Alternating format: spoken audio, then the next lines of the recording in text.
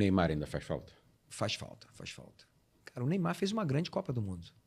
Neymar foi o protagonista da seleção brasileira na Copa do Mundo e nós perdemos por um erro de posicionamento. Eu estava vendo claramente o Tite pedindo para ficar, o Fred fez uma infiltração e o Pedro que deu o passe para o Fred.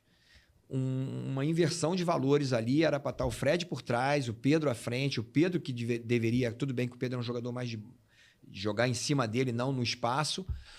Tudo bem que se o Fred fizesse o gol, a gente estaria vibrando aqui, que teria passado pela Croácia, mas o certo era se manter posicionado. E o Tite estava acabando de falar essa situação, tanto que quando aconteceu o gol, o Neymar deu uma dura no Fred. Pô, falou, o que você foi fazendo lá na frente? Exatamente.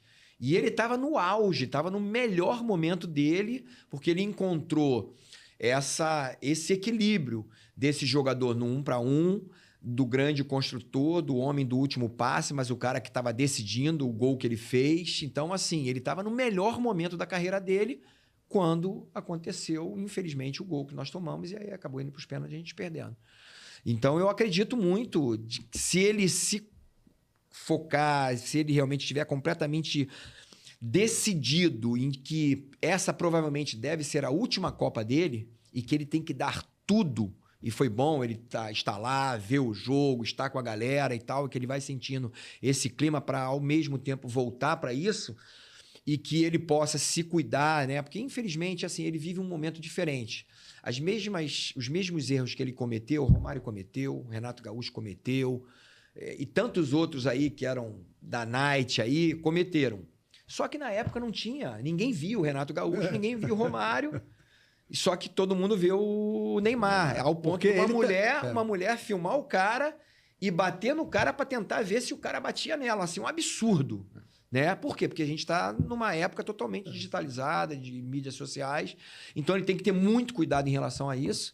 Mas eu, sinceramente, acredito muito. Mas eu gostei demais da postura do Dorival, assim que o Dorival chegou na seleção brasileira, que ele falou, se o Neymar estiver bem, eu conto com o Neymar. Se ele não estiver, eu não conto com ele.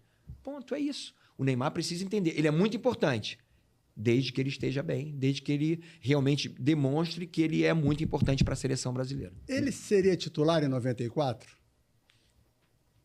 Puxa vida... eu creio que sim, só não vou dizer onde. Essa é a questão. Não, aí não. Aí fica difícil. Pô. Vamos lá, no meio-campo você tinha o Mauro Galvão e o Mauro assim, Silva e Dunga. O Neymar é um cara, que eu tô falando, é um cara extra série.